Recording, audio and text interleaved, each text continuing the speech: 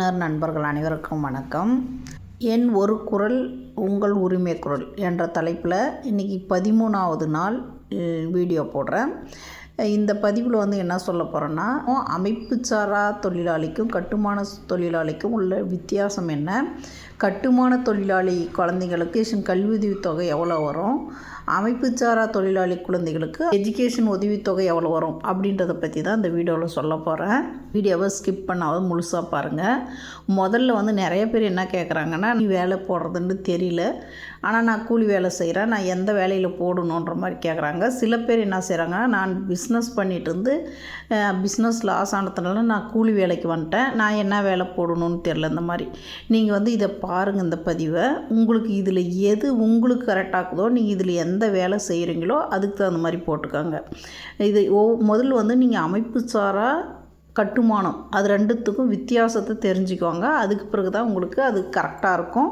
அதுக்கான வீடியோவும் நான் தனித்தனியாக போடுறேன்.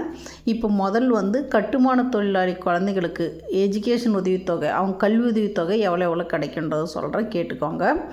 இது ஆல்ரெடி முதல் வீடியோவிலே போட்டிருக்கேன். இருந்தாலும் கூட அது உங்களுக்கு அது தெரியாமல் நம்ம பார்க்குறப்ப அதை சரியாக கவனிக்க மாட்டோம். இப்போ இதை கொஞ்சம் தெரிஞ்ச பிறகு இப்போ பார்க்குறப்ப உங்களுக்கு நான் இப்போ லைனாக போட்டு வரேன் இல்லையா, ஒவ்வொரு டே 1 2 3 அப்படி போட்டு வரப்போ உங்களுக்கு கொஞ்சம் இது கரெக்டாக வரும்னு நான் நினைக்கிறேன்.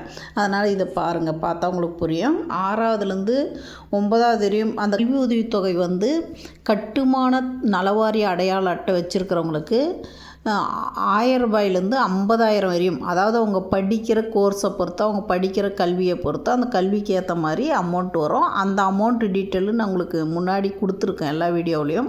சப்போஸ் உங்களுக்கு சந்தேகம் வந்தால் அந்த வீடியோவில் முன்னாடி வீடியோ போய் பாருங்கள். பார்த்தீங்கன்னா உங்கள் குழந்தைங்க என்ன படிக்குதோ அந்த குழந்தைக்கு என்ன வருன்றதோ அதில் நீங்கள் பார்த்து தெரிஞ்சுக்கலாம்.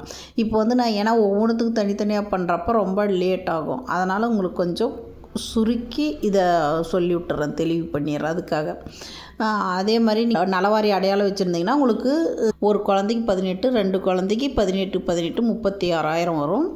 அதே மாதிரி நீங்கள் மேரேஜ் பண்ணுறீங்க குழந்தைங்களுக்கு, உங்கள் குழந்தைங்களுக்கு மேரேஜ் பண்ணுறீங்கன்னா திருமணத்துக்கு 2 குழந்தைக்கு, அது ஆண் குழந்தையாக இருந்தாலும் பெண் குழந்தையாக இருந்தாலும் 20,000 40,000 ரூபா வரும்.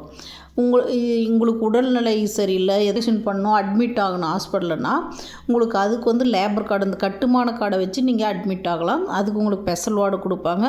சில ஹாஸ்பிட்டல்லலாம் உங்களுக்கு இன்சூரன்ஸ் இருக்கான்னு கேட்டு போய் நீங்கள் ஹாஸ்பிட்டலில் அட்மிட் ஆகிக்கலாம். இன்சூரன்ஸ் தராங்க. நீங்கள் அது இல்லாமல் உங்களுக்கு இயற்கையாக மரணிக்கிறோம் தினன்ற பட்சத்தில் 55,000 ரூபா.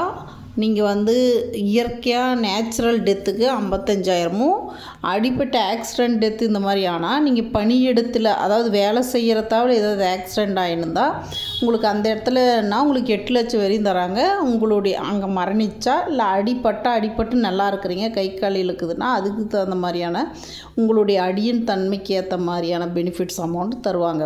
அதே மாதிரி கட்டுமான தொழிலாளிக்கு வீடு கட்ட 4 லட்சம் தராங்க. இந்த மாதிரி நிறையா திட்டங்கள். ஓய்வூதியம் 1,200 ரூபா கட்டுமான தொழிலாளி கிடைக்கிது. இது எல்லாமே கட்டுமான தொழிலாளிக்கு கிடைக்கிற பெனிஃபிட்ஸு. நீங்கள் இதை சரியாக பயன்படுத்திக்கோங்க. அதே மாதிரி அமைப்பு சாரா தொழிலாளிக்கு என்னென்ன கிடைக்குதுன்றதை நான் அடுத்த வீடியோவில் நான் உங்களுக்கு போடுறேன். இதில் ஏன்னா இது ரொம்ப லென்த்தியாக போகிறதுனால இதில் கண்டினியூவாக போட முடியாது. அதனால் இதை ஃபாலோ பண்ணிக்கோங்க. இந்த வீடியோ உங்களுக்கு பிடிச்சிருந்தா ஷேர் பண்ணுங்கள், லைக் பண்ணுங்கள், கமெண்ட் பண்ணுங்கள்.